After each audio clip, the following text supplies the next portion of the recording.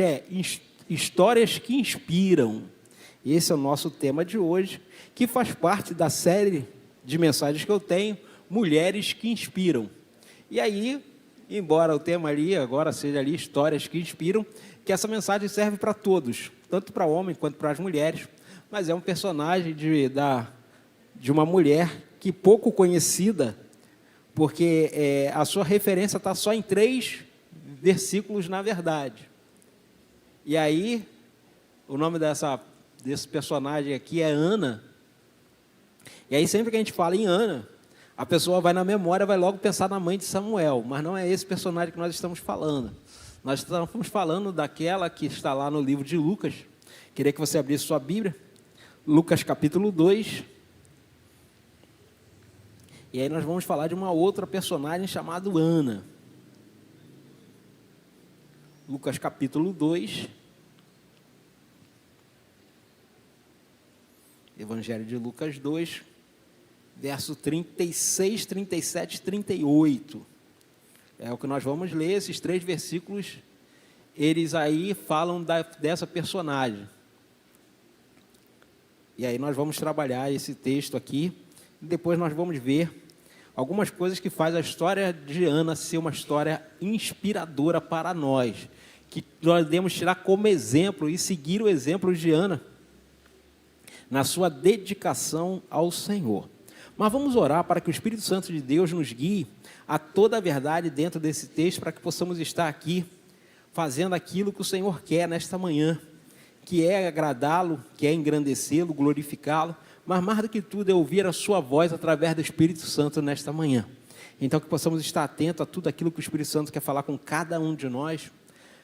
Abra o seu coração e a sua mente, e peço que o Espírito Santo de Deus te dê entendimento. Aquilo que você precisa aprender nesta manhã. Aquilo também eu estou pedindo que aquilo que eu preciso aprender nesta manhã, através desta mensagem. Vamos orar ao Senhor nesta manhã? Querido e amado Deus, nós glorificamos e exaltamos o Teu nome, dizendo, seja bem-vindo entre nós, faça aquilo que agradar o Teu coração. Nesta manhã nós te agradecemos e te bendizemos pelo Teu amor e pela Tua fidelidade. Seja o centro da nossa vontade e da nossa adoração. Leva-nos ao conhecimento que o Senhor quer revelar a cada um de nós nesta manhã. E que o Teu Santo Espírito nos guie a toda a verdade, assim como Jesus falou para nós na sua oração sacerdotal. Nós te agradecemos no poderoso nome de Jesus. Amém e amém. Você abriu sua Bíblia aí, livro de Lucas, Evangelho de Lucas, capítulo 2. Então vamos ler esses 3 versos aqui. Havia uma profetisa chamada Ana, filha de Fanuel, da tribo de Asser. Ela era bem idosa, tendo vivido com seu marido 7 anos, desde que tinha se casado. Agora era viúva de 84 anos. Ela não deixava o templo, mas adorava noite e dia, com jejuns e orações. Chegando naquela hora, dava graças a Deus e falava a respeito do menino a todos os que esperavam a redenção de Jerusalém. Então, esses 3 versículos aqui, eles fazem menção de uma mulher. E aí, algumas particularidades nesse texto é interessante.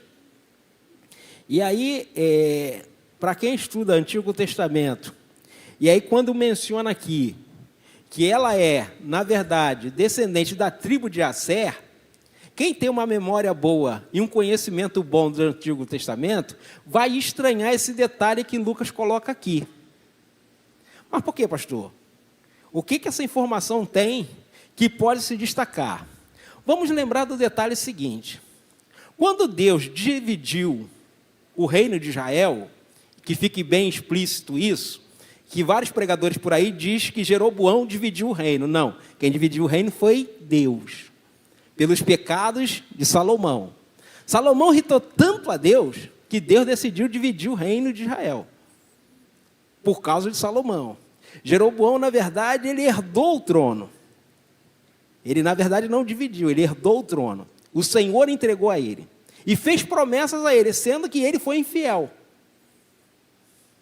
Mas quem divide o reino é Deus, porque Deus se irritou muito com Salomão. Pela sua idolatria, por abandonar o Senhor, por se curvar diante de ídolos, por todas as mazelas que ele fez em Israel, o Senhor decidiu dividir o reino. E quando o Senhor divide o reino o Senhor deixa 2 tribos para que continuasse sendo uma luz para iluminar o caminho das nações. Essas 2 nações são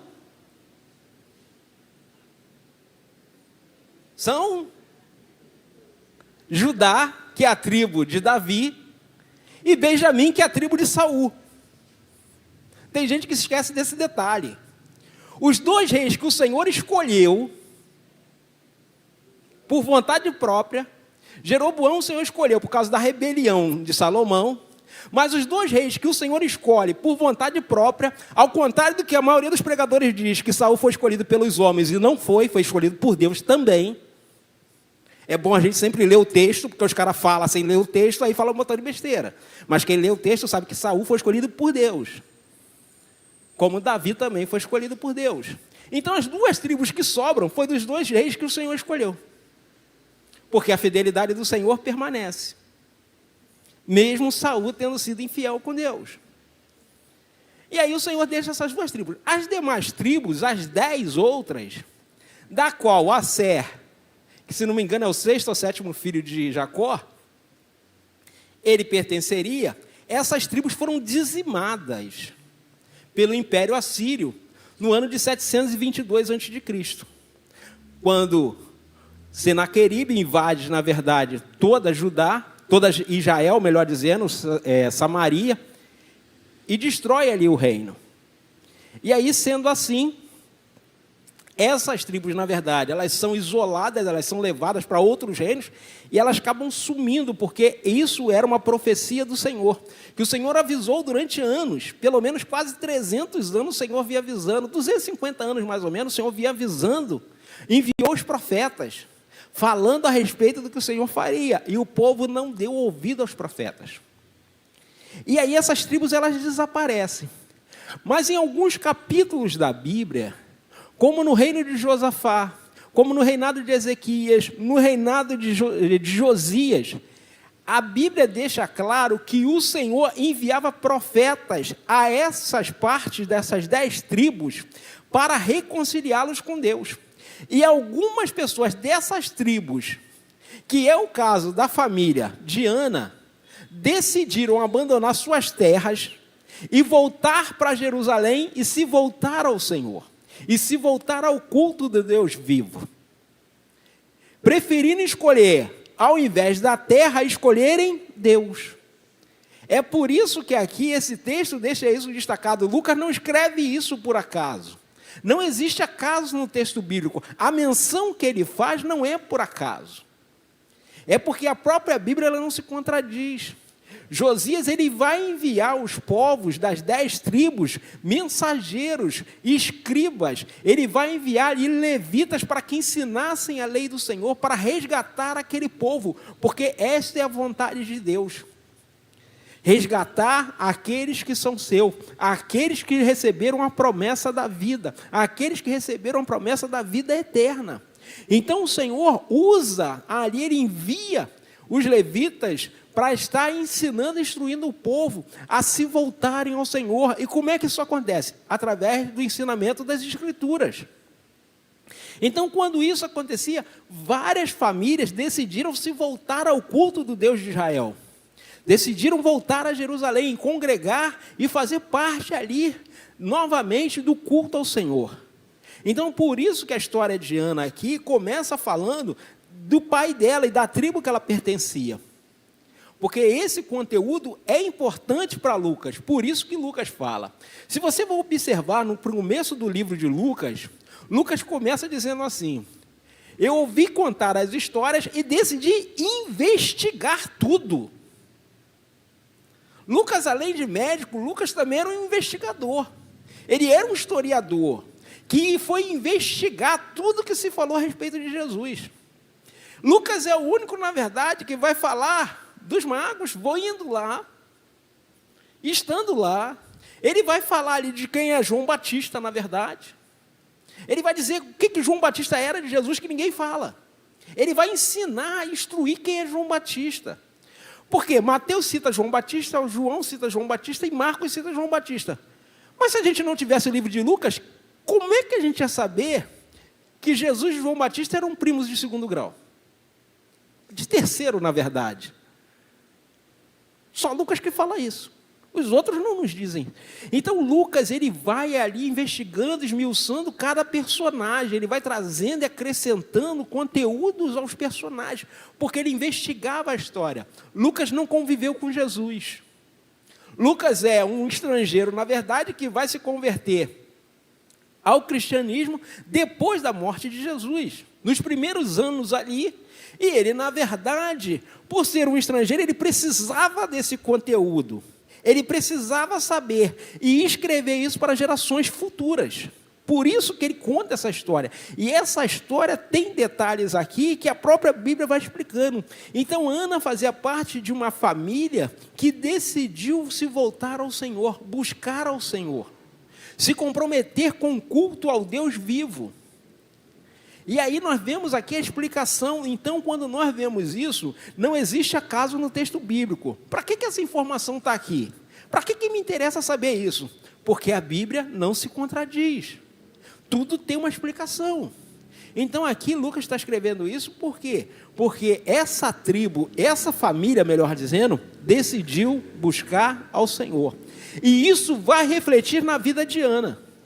Porque Ana vivia onde? No templo. Noite e dia, porque a sua família decidiu buscar o Senhor. Ana é resultado da busca dessa família. Então, você que busca pela sua família, a sua família no futuro vai ser abençoada pela sua busca, pela sua intercessão, pela sua devoção ao Senhor, pela sua entrega ao Senhor, pela sua busca ao Senhor. Então, esse texto aqui não foi colocado por acaso. E essa luz que eu estou te dando aqui não é por acaso, filho. Eu não estou forçando o texto, não. Você pode ver lá, história do rei Josafá, história do rei Ezequias, história do rei Josias, isso aqui que eu estou falando. Não estou forçando o texto, não estou inventando da minha cabeça, não.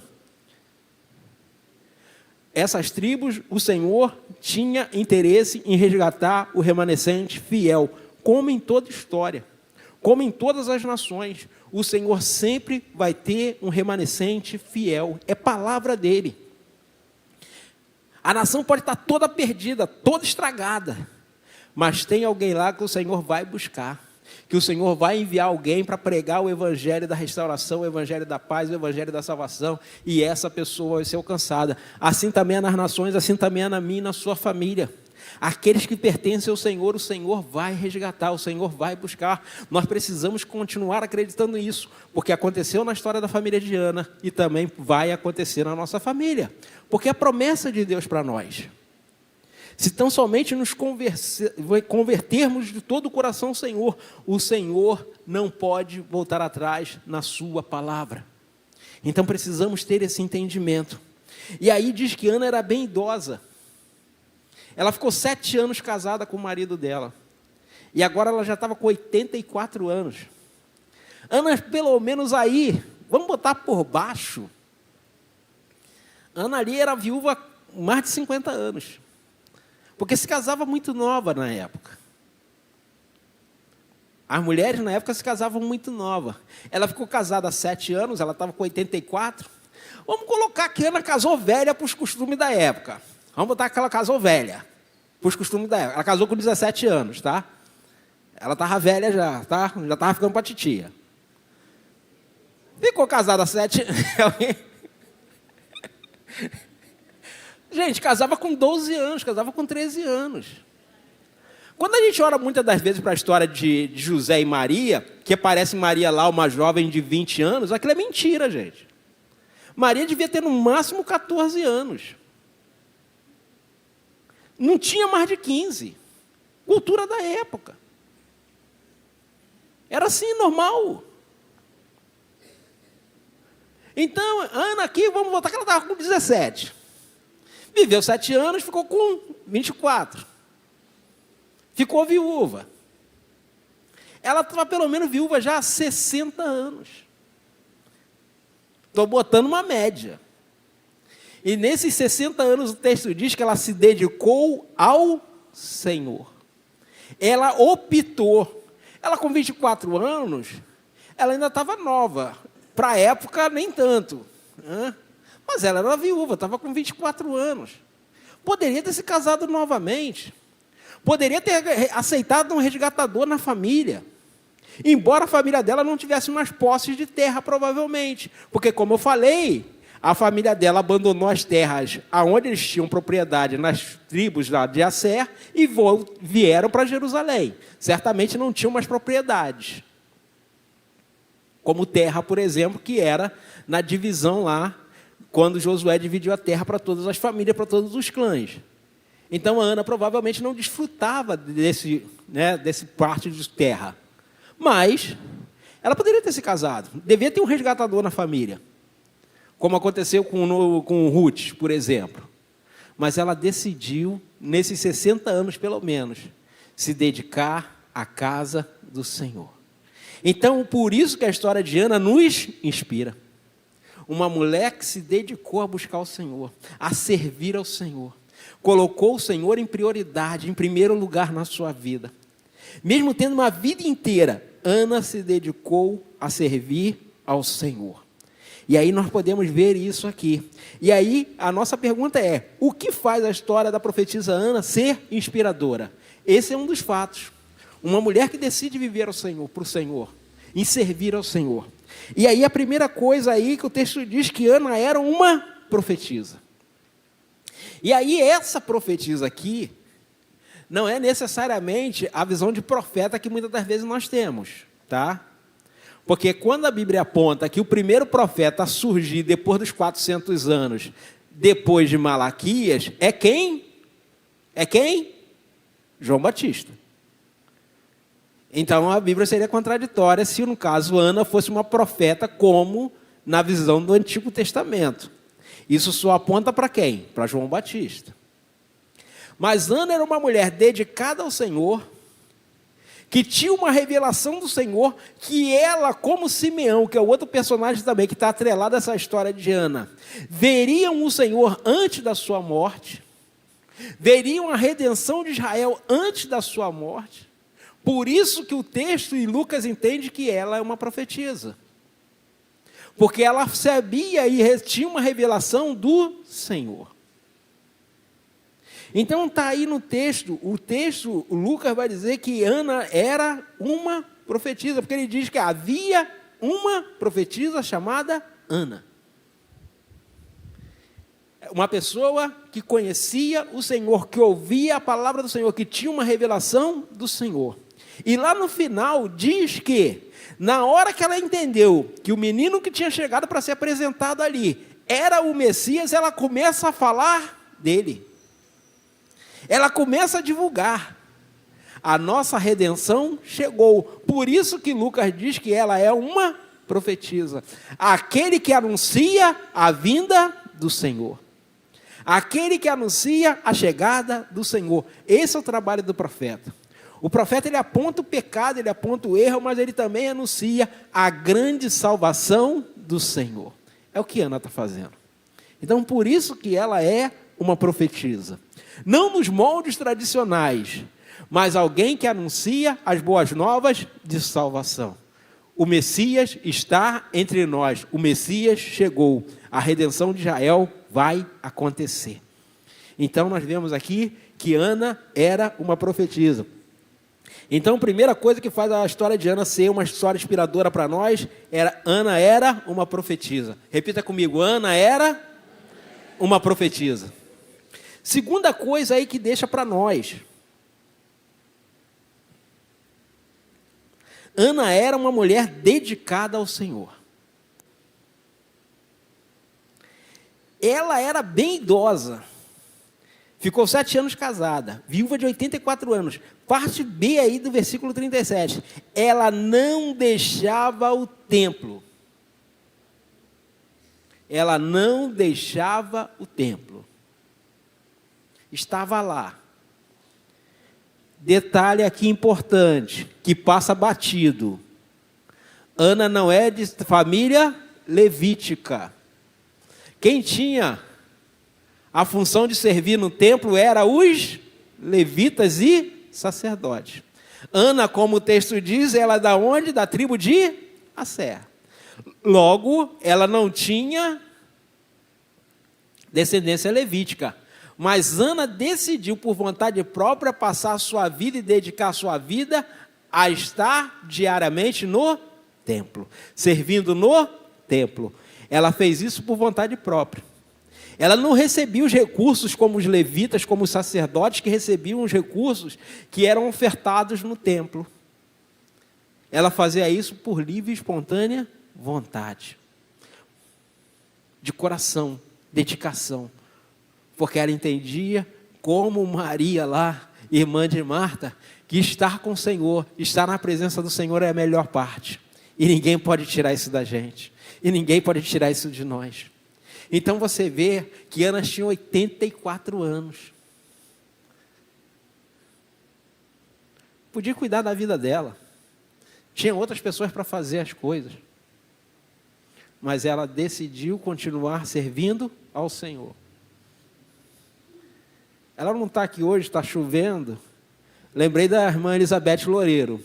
Irmã Elizabeth, se eu não me engano, vai fazer 84 anos agora em abril. Ela está aí? Está lá, ela está na intercessão. Que bom estar aí, minha irmã. Vai fazer 84, não é isso? A irmã Elizabeth vai fazer 84.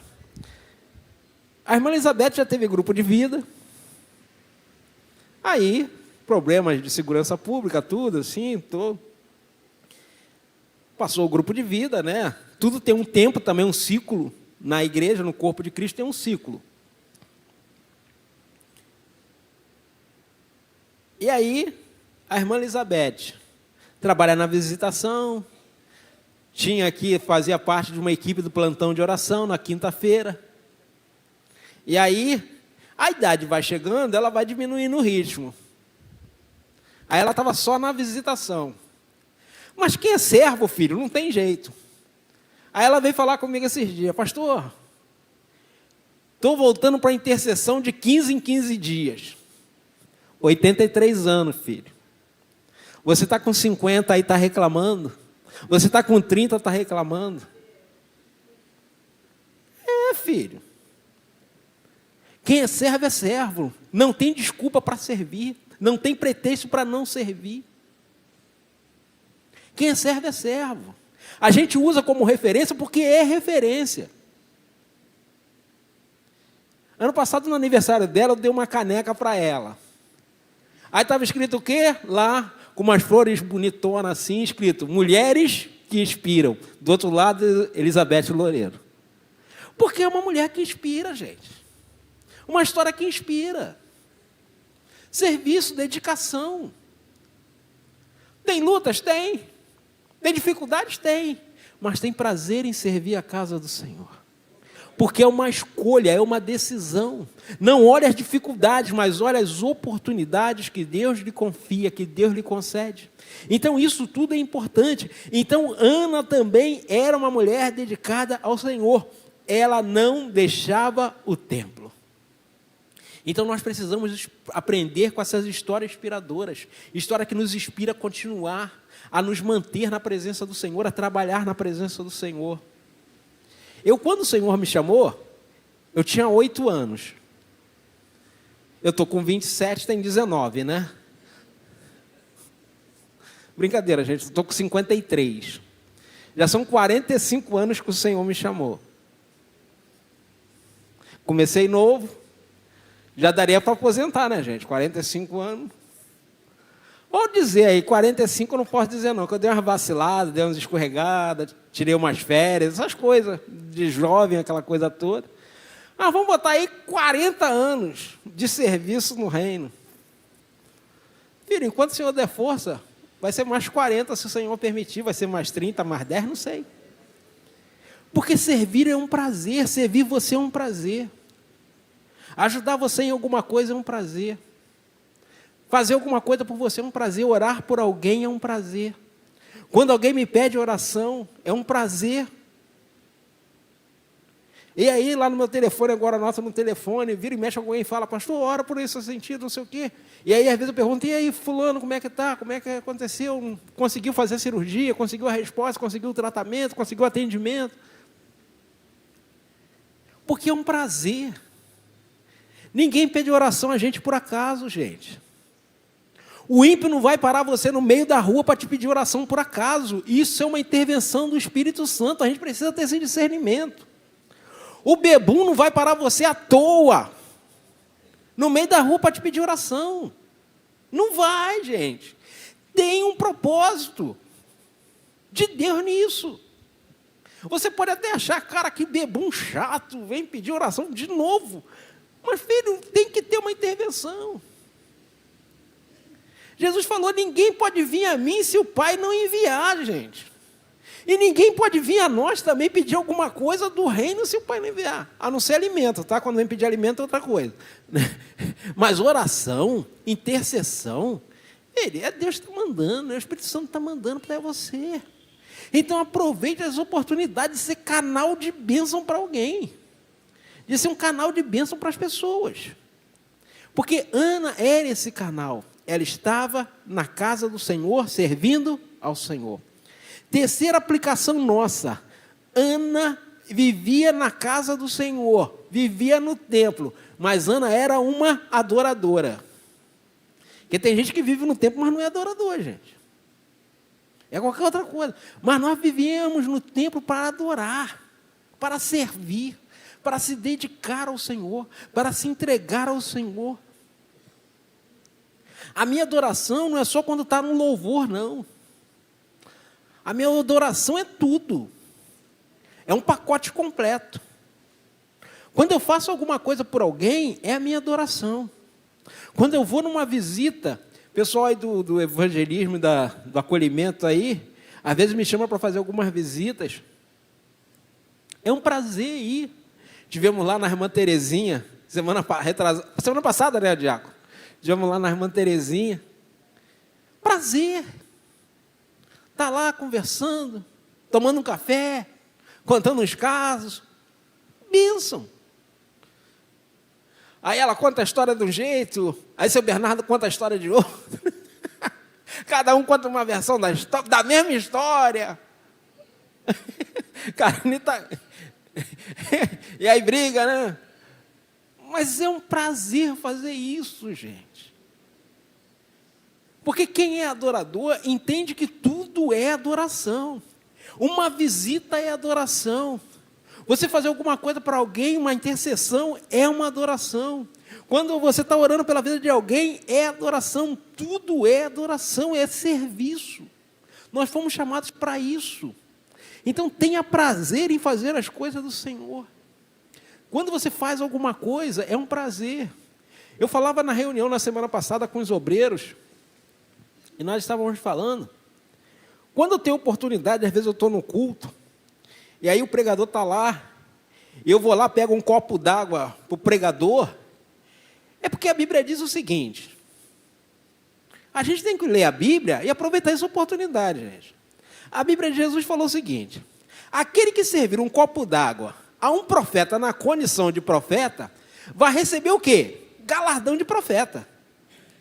Quando o pregador está pregando, ele está investido de quê? Da autoridade do Senhor. Da voz profética. Ele está na condição de profeta. Se eu venho aqui e sirvo um copo d'água a ele, eu estou servindo alguém na condição de profeta. O que eu vou ganhar? Galardão de profeta, filho. É oportunidade, é Bíblia, não sou eu que estou inventando não, foi Jesus que falou. Eu tenho que pegar o texto bíblico e tornar realidade na minha vida. Então, servir um copo d'água a alguém que está pregando, que está ministrando louvor, que está fazendo alguma coisa em nome do Senhor, tem que ser um prazer. Não é só a função da recepcionista ou do obreiro, seja de quem for. Não, é um prazer você prestar uma solidariedade a alguém. Às vezes o pregador está lá, não tem água, e o cara já está com a voz arranhando e ninguém se toca desse detalhe. Mas aí eu quero a melhor parte. Você tem a oportunidade de receber galardão de profeta, vou perder a oportunidade? Não, nem pensar. Tem que pegar a oportunidade. Porque é isso que o Senhor quer de nós. Jesus falou o quê? Eu não vim para ser servido, mas eu vim para servir.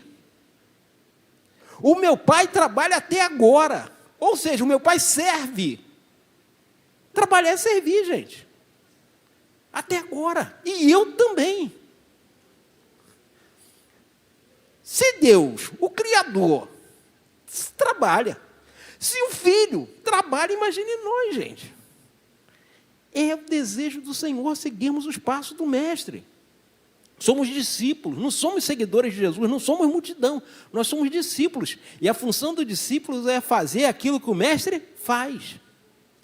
Se Jesus tinha prazer em servir, nós também precisamos ter prazer em servir. Jesus estava lá, foi lavar os pés dos apóstolos.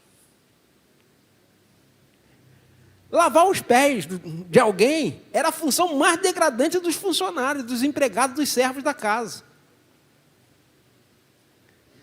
Tanto que Pedro falou que não, de jeito nenhum. Não vai lavar meu pé mesmo. Não vai fazer a função mais baixa dos funcionários da casa. Aí Jesus, Pedro, tu não entendeu nada, filho. Lembra de João Batista? As pessoas perguntam para ele, vem cá, por acaso você é o Messias? Ele falou, ele sabe de nada, rapaz. Eu só estou abrindo caminho para ele. Ele é tão grande, que nem para desatar as sandálias dele eu sirvo. Nem para isso. Olha só onde João Batista se coloca.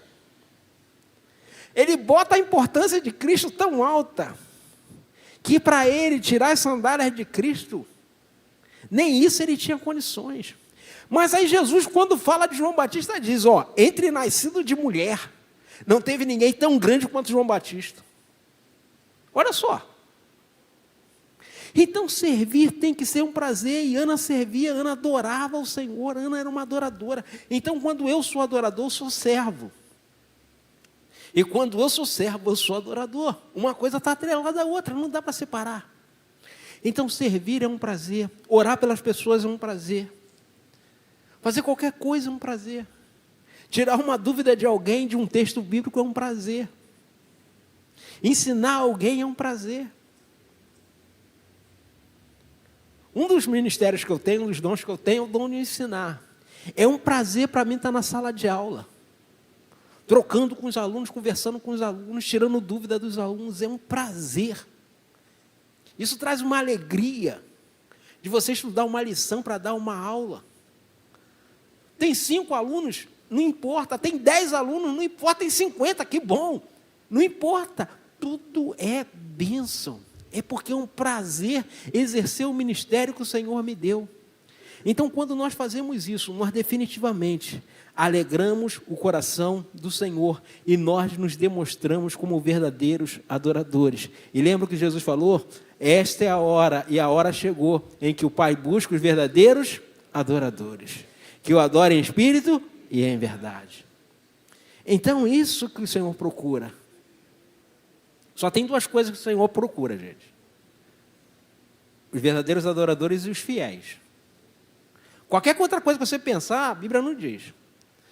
A Bíblia diz que o Senhor busca os fiéis da terra, e a Bíblia diz que o Senhor procura os verdadeiros adoradores. Só isso, mais nada. O Senhor não procura pastor, não procura diácono, não procura rei, não procura sacerdote, não procura nada. Ele procura os fiéis da terra e os verdadeiros adoradores. É isso que o Senhor procura. E que o Senhor ache em mim e em você um verdadeiro adorador e um fiel da terra. Você pode aplaudir ao Senhor?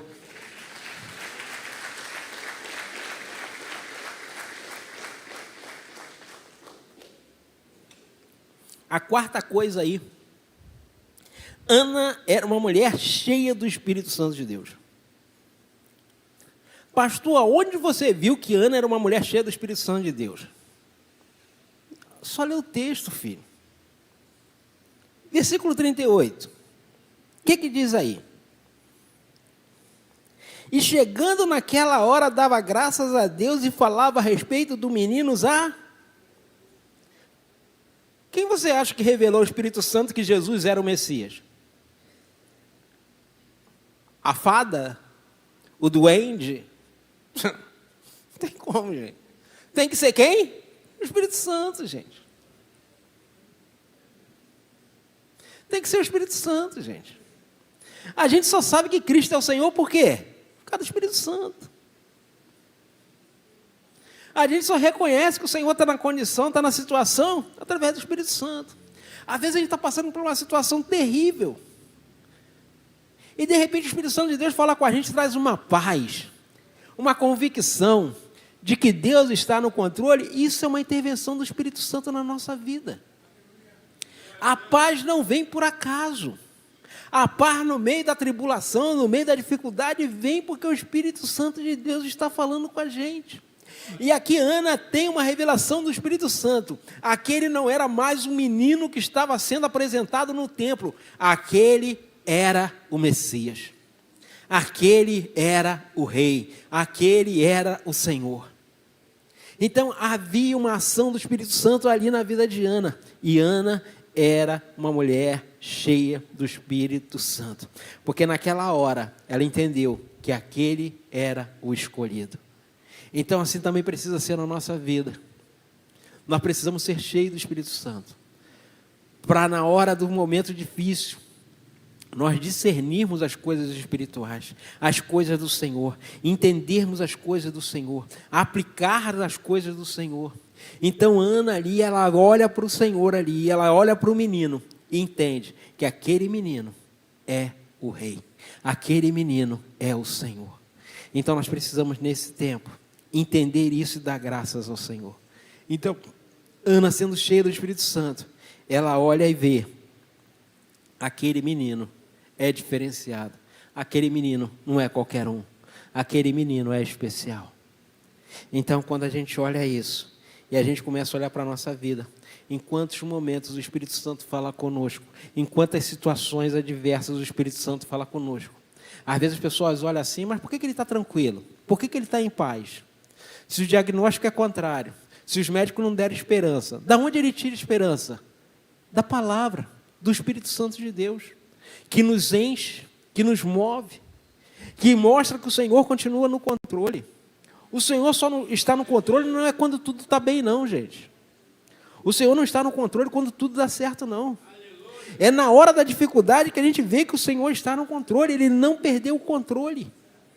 E Ana ali, o tempo estava passando, mas ela definitivamente, ela viu o poder de Deus se revelar. Eu gosto da parte que fala aqui de Simeão. Simeão fala, agora eu posso fechar os meus olhos para este mundo.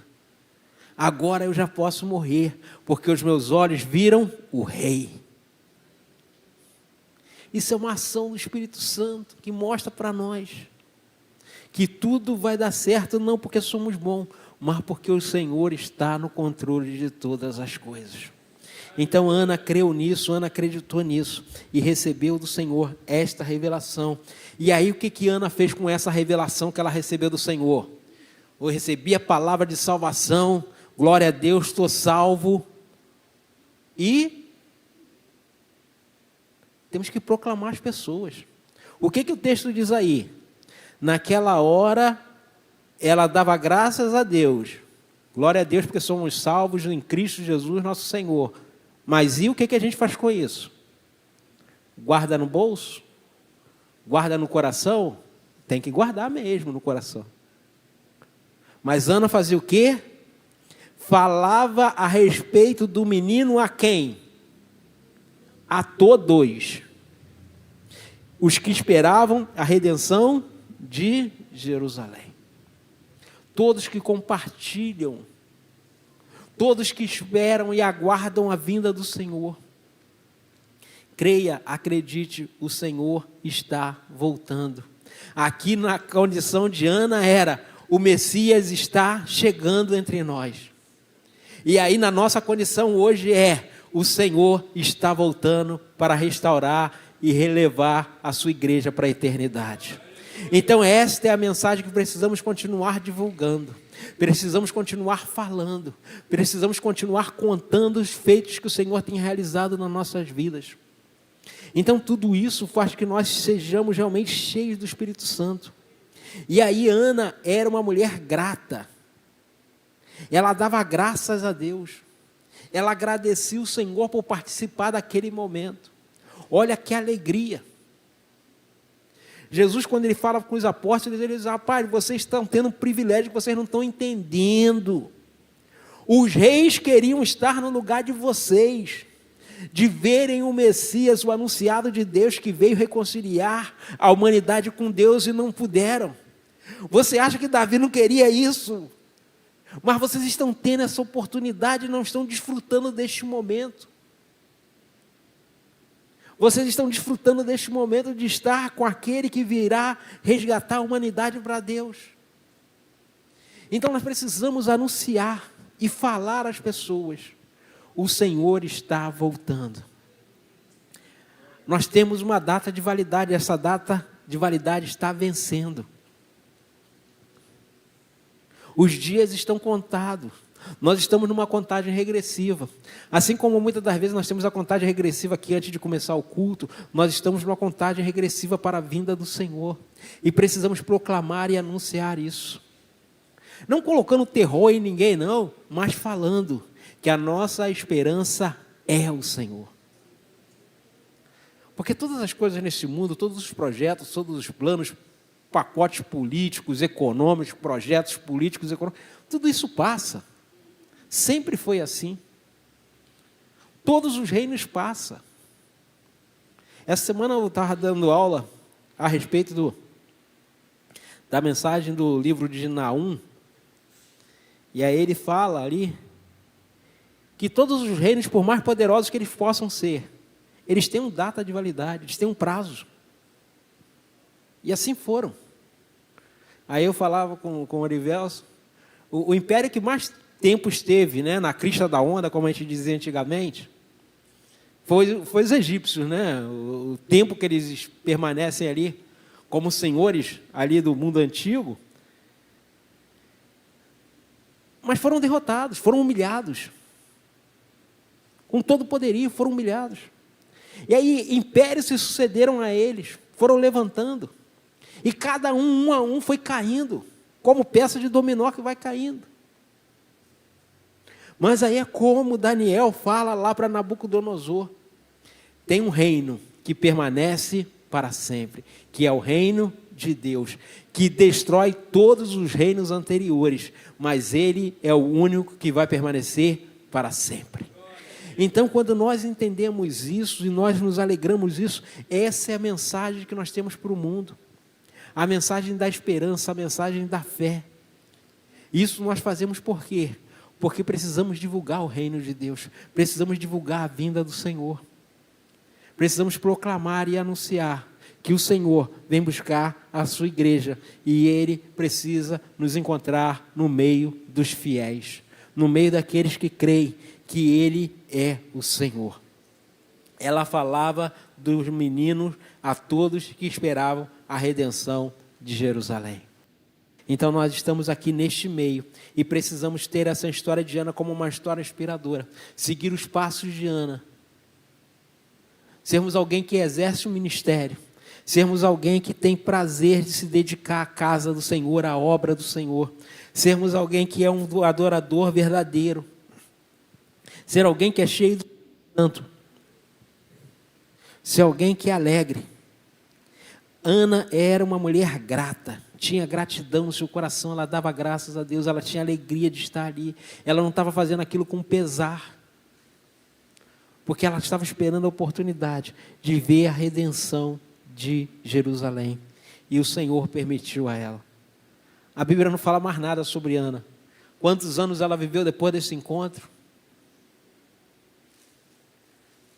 Mas Lucas traz esses 3 versículos aqui para nós entendermos como a história dessa mulher é influente para nós, é influenciadora para nós, é inspiradora para nós, e como nós precisamos seguir esses passos de nos dedicarmos totalmente ao Senhor. Então Ana era uma mulher muito grata. Ela dava graças a Deus, porque ela viu a redenção de Israel, ela viu a redenção de Jerusalém. Então, não sei que momento você está passando, de que de repente você está perdendo as esperanças, você de repente está pensando, não estou vendo o meu trabalho reconhecido, não estou vendo o meu esforço reconhecido. Não se preocupa com isso não. Ninguém viu Davi quando ele estava no pasto, mas o Senhor tinha visto. Tem muita gente que entende a história de Davi uma história errada, né? A gente precisa pegar a Bíblia como um todo, tá? Algumas frases, elas são colocadas dentro da Bíblia e aí elas são tiradas do contexto. Tem gente que pensa que Davi e a família deles eram gente pobre. Não eram, não. Quando o irmão de Davi fala assim, você deixou aquelas poucas ovelhas do nosso pai no pasto, aquilo não é verdade não, gente. Mas pastor, de onde o senhor tirou essa ideia que ninguém tem essa ideia, todo mundo fala ao contrário? Problema deles. Eu tirei da Bíblia. Vamos aos fatos. Contra fatos não há argumentos. Você lembra da história toda de Davi, da história da família dele? Você lembra da história de Ruth e Noemi? Noemi era casada com Elimeleque. Saíram da terra do pão, né, de Belém, e foram para Moabe. Mas eles eram proprietários de terra, gente. Tanto que eles precisavam de quê? De um resgatador. Elimeleque era um homem de posses. Vai segurando aí. Então, Noemi era casada com Elimeleque, que era um homem de posses. Eles passam aqueles anos todos fora, quando voltam, Ruth casa com um resgatador, que resgata tanto Ruth quanto Noemi. Boaz era pobre? Lembra que Ruth foi colher lá espigas? Aonde? Nas terras de Boaz, que Boaz tinha vários trabalhadores a serviço dele. Você acha que ele era pobre? Se tinha vários trabalhadores a serviço dele? Quando ele casa, como já dizia o meu amigo, rico não casa, rico junta fortuna. Eu tinha um amigo que tinha essa frase. Rico não casa, rico junta fortuna. São duas fortunas juntas, gente. Aí vamos continuar na história. Eu não estou inventando nada, não. É só você pegar o livro de Ruth. Quantos filhos Ruth e Boaz tiveram? Um só. E quantos filhos ele teve? Um só. Que é o pai de Davi. Ele não dividiu a herança dele com ninguém, filho. Aí você acha que Davi era um pobre coitado? Não era não, filho. Então, quando a gente pega o texto e vai lendo, a gente precisa entender que a Bíblia ela tem explicações. E aí, às vezes, a gente escuta uma frase e a gente não consegue entender. Mas por que eu quero trazer isso para você? Porque quando o Senhor escolhe alguém, Ele escolhe com um propósito. E mesmo que o irmão de Davi não se visse na condição, ele era o principal herdeiro disso tudo. Mas ele diz, aquelas poucas ovelhas. Ele tinha uma visão distorcida, uma autoimagem distorcida. Mas Davi falou, não quero saber do que você pensa, o problema é seu que você tem uma imagem auto distorcida. Eu vou ficar com aquilo que o Senhor fez. O Senhor já tinha ungido ele, filho, para um propósito. E ali diante de Golias era a oportunidade que precisava para confirmar a unção que ele recebeu. E aí muitas das vezes nós estamos assim. O Senhor nos dá uma unção especial. Estamos diante de uma provação, estamos diante de um problema. E aí o que a gente faz? A gente se retrai igual a Eliabe. A gente se recolhe. Mas quem sou eu? Eu sou o último da casa, eu sou o último da família. Davi se preocupou com isso, que ele era o último da fila? Não. Ele chega diante de Golias e Golias vem lá todo armado. Gente, vocês já viram a armadura de Golias? Vocês já viram a arma de Golias, gente? Vocês pararam para prestar atenção na lança de Golias? A ponta da lança de Golias tinha 9 quilos, filho. A ponta da lança. Imagina você segurar um saco de arroz, não, um saco de farinha, um pacote de farinha, né, de açúcar, de 10 quilos. Dá para segurar na mão? Dá.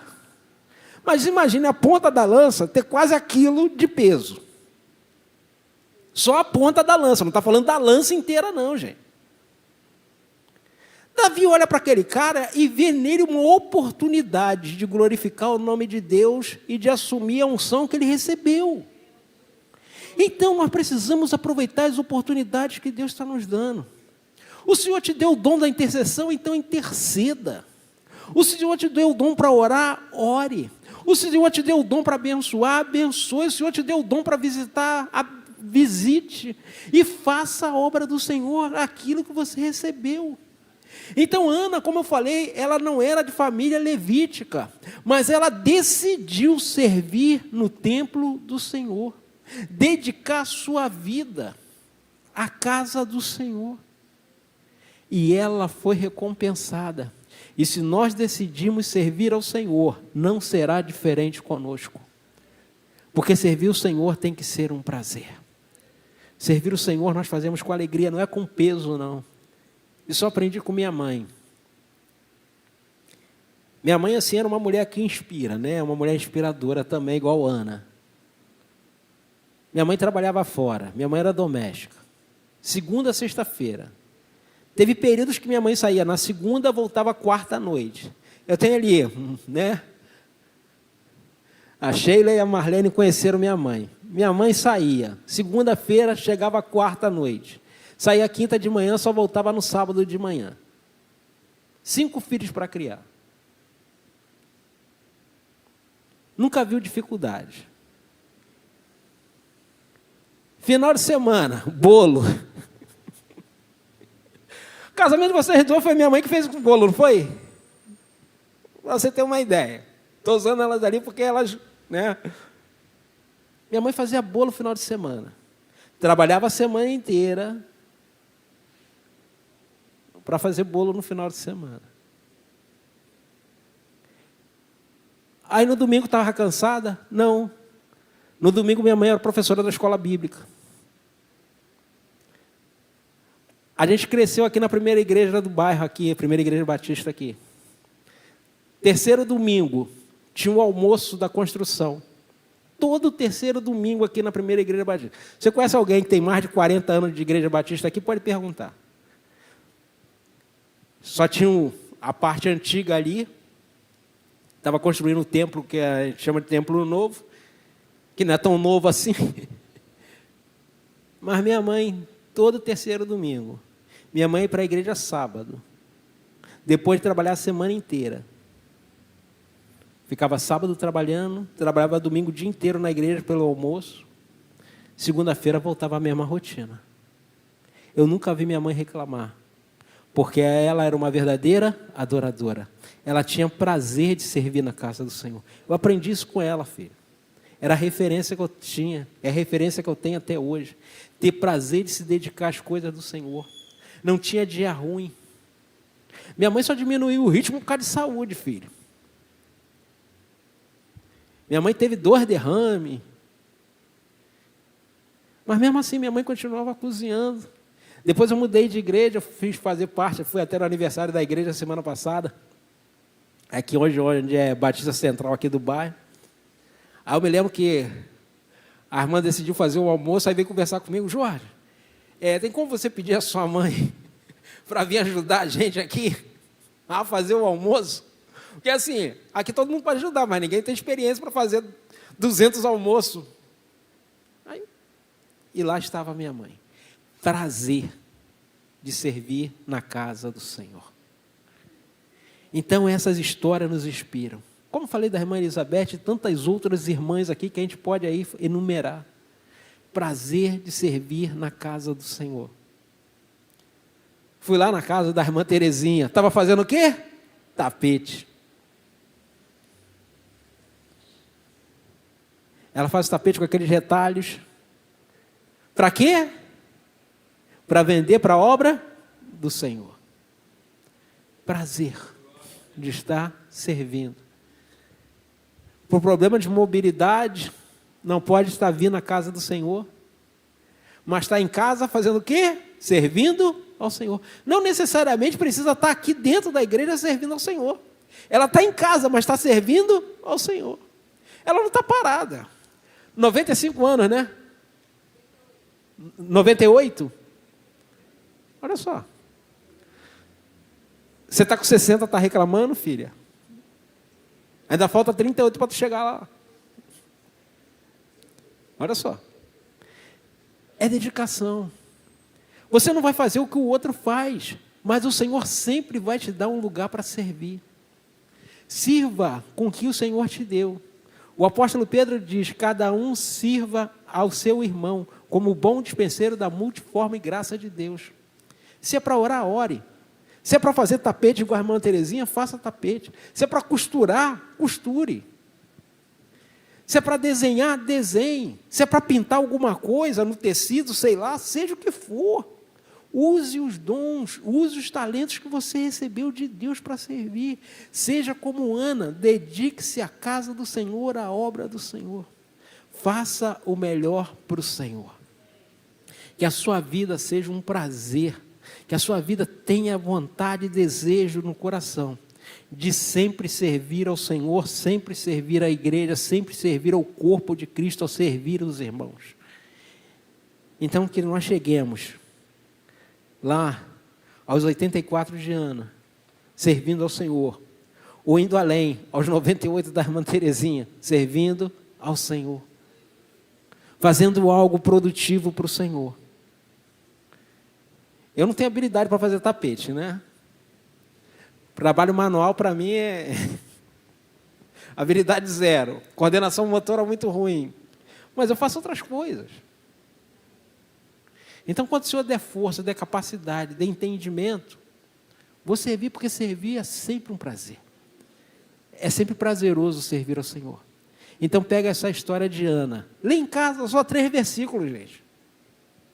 Você não vai gastar 5 minutos para ler a história de Ana. Olha o prazer que essa mulher tinha de servir ao Senhor. Siga os passos. Imite os passos. A gente tem que imitar quem é bom, personagem bom, pessoas boas, pessoas que se dedicaram à obra do Senhor. Por mais dificuldade que você tenha, o Senhor sempre vai te dar um dom para você servir no corpo de Cristo. O Senhor vai te dar uma capacidade. É que você não percebeu ainda. Ou você de repente está achando que a sua capacidade é tão pequena que você deixa de usar. Esse é o problema. Mas o que me deu é tão pouquinho, é tão pequenininho. Não vai nem fazer diferença. Talvez para os demais não. Mas para Deus vai. Porque é a Ele que nós estamos servindo, não são as pessoas. A gente serve as pessoas porque nós estamos servindo a Deus. É uma coisa atrelada à outra. Mas a gente não está fazendo nada para ser visto. A gente não está fazendo nada para receber elogios. A gente está fazendo porque é uma missão que nós temos. Então, meu irmão, para nós terminarmos, faça da história de Ana uma história inspiradora para você. Faça da história de Ana uma história inspiradora para a sua casa, para a sua família. Use os dons e talentos que Deus te deu. Sirva a casa do Senhor. Eu não tinha escolhido música, mas eu queria, Renato, segurança, entrego a ti a minha oração. Sirva o Senhor. Faça da sua vida um altar de adoração ao Senhor. Faça da sua casa um altar de adoração ao Senhor. A cada dia nós servimos ao Senhor, nós oramos ao Senhor. E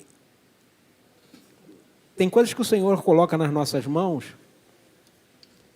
Eu não sou do Ministério da Intercessão não, gente. Quem é do Ministério da Intercessão é minha esposa, né? Às vezes eu estou dormindo lá em casa, aí vira a mão, aí está vazio. Aí eu escuto uma voz lá na sala. A esposa está orando. E eu volto a dormir. Porque o Ministério de Intercessão é dela. Mas todo dia de manhã eu oro 5 minutinhos lá e mando para as pessoas. O meu Ministério de Intercessão, não. Mas é uma forma que o Senhor me deu de servir a Ele, de servir a pessoas.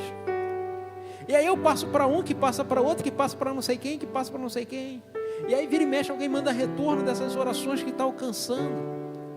Mesmo não sendo o meu ministério, Deus vai nos despertando a fazer coisas para servir as pessoas, para que as pessoas sejam alcançadas por uma oração, por uma visita. Até quando a gente dá um bom dia a alguém, a gente dá a paz do Senhor a alguém, mas com alegria, com o sentimento realmente de que aquela pessoa receba a paz do Senhor, que excede todo entendimento. Até isso faz diferença. Isso muda a história da pessoa. Já aconteceu de eu falar com a pessoa, de eu dar um bom dia, e depois a pessoa fala: rapaz, naquele dia eu estava tão mal. Quando você me deu aquele bom dia, definitivamente aquele dia começou a mudar.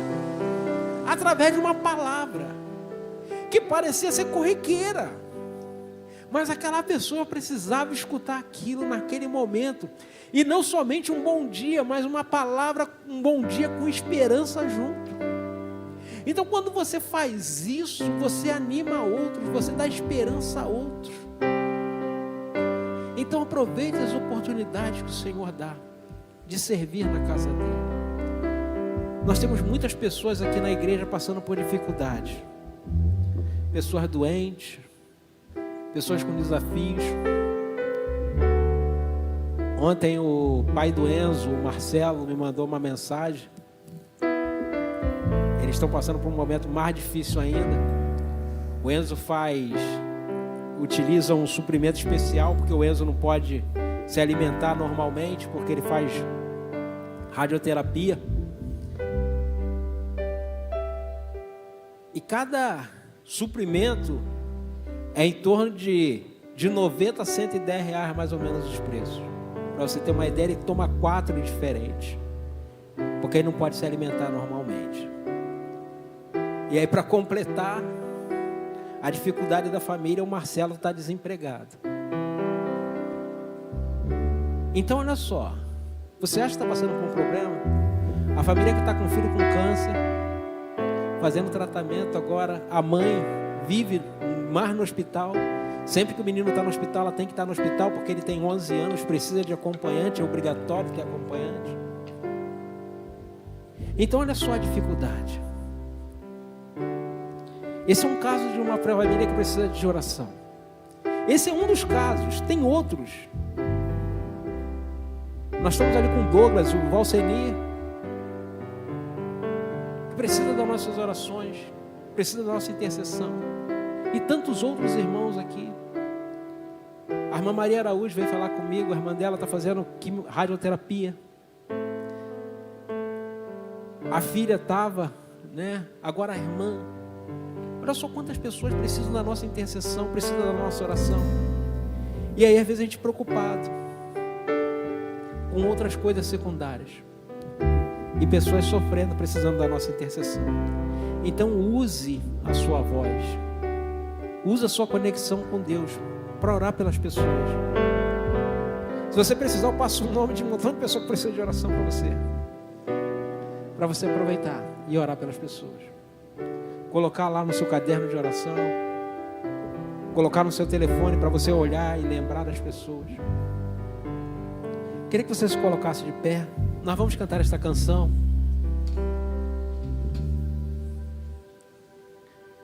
Vamos lá?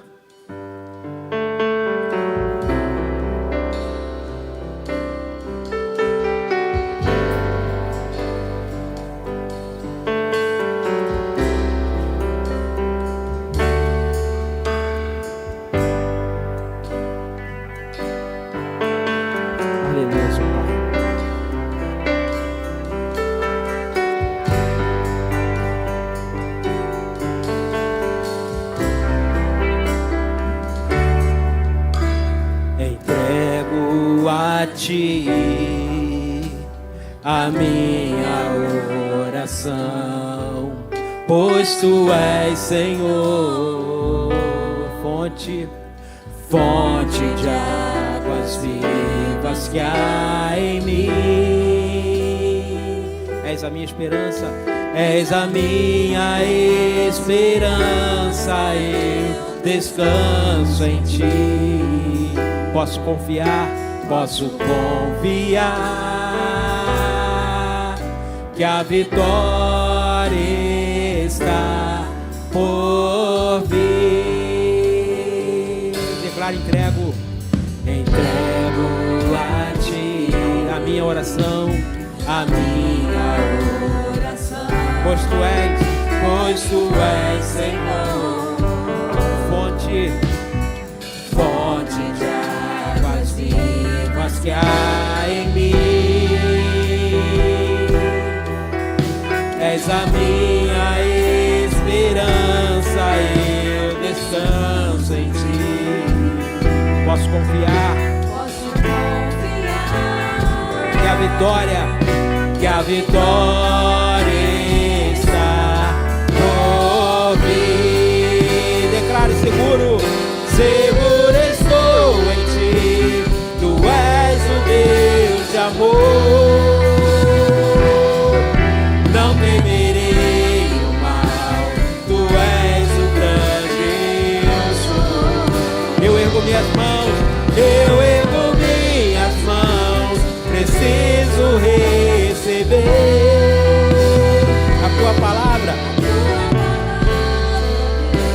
que me fará vencer. Declare: seguro estou em ti, tu és o Deus de amor. Não temerei o mal, tu és o grande eu sou. Eu ergo minhas mãos, preciso receber a tua palavra, Deus, que me fará vencer. A tua palavra, Deus, que me fará vencer. A tua palavra, Deus, que me fará vencer.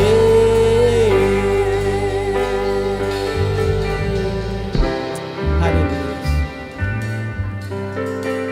Aleluia. Eu creio que nessa manhã você esquecesse da sua necessidade. Já que o Luiz me passou agora aqui, a irmã Ana Bahia, ela foi recepcionista aqui da nossa igreja, levou um tombo e precisa passar por uma cirurgia, está no hospital geral. E é sempre assim, sempre tem um pedido de oração que chega aqui até nós. E aí eu queria que você, nesse momento, na condição de servo do Senhor, que você intercedesse pelas pessoas. Algumas eu vou citar, outras você vai colocar do seu coração, pessoas que você conhece, que está passando por um momento difícil, pessoas que precisam ser alcançadas pelo milagre do Senhor, e nesta manhã nós viemos aqui para isso. Porque através dessa história inspiradora, nós vimos uma mulher que decidiu servir ao Senhor, se dedicar ao Senhor, não olhando as dificuldades, mas olhando a oportunidade. O Senhor nesta manhã está te dando uma oportunidade, na condição de intercessor.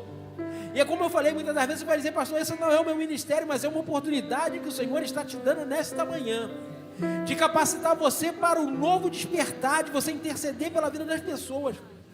E você fala: pastor, você vai citar nome de pessoas que eu nem conheço, mas essa é a condição do intercessor. Você não precisa conhecer as pessoas, você precisa ter fé, que a sua fé vai alcançar essas pessoas através do poder de Deus, através do Espírito Santo de Deus. E assim como Ana era uma mulher cheia do Espírito Santo de Deus, nós também nesta manhã estamos cheios do Espírito Santo de Deus, porque o Senhor falou conosco nesta manhã. O Senhor falou aos nossos corações nesta manhã, através desta palavra, através dos louvores ministrados. E você vai ter nessa condição, nós vamos orar juntos, e você vai concordando comigo, e você vai falando comigo, e nós vamos repreender todo o mal, toda a enfermidade. Nós vamos clamar pelo nome de Jesus, para que o sangue de Cristo purifique, cure, restaure, traga vida e vida com abundância nesta manhã. Querido Deus e amado Pai, na condição de intercessores agora nesta manhã, nos colocamos na Tua presença com mãos estendidas, Senhor Deus, sobre este bairro, sobre esta nação, pedindo a intervenção do Senhor, repreendendo sobre esta nação todo espírito de enfermidade, todo espírito de morte, todo espírito que tem levado pessoas aos hospitais, às internações, ó Pai, as doenças respiratórias.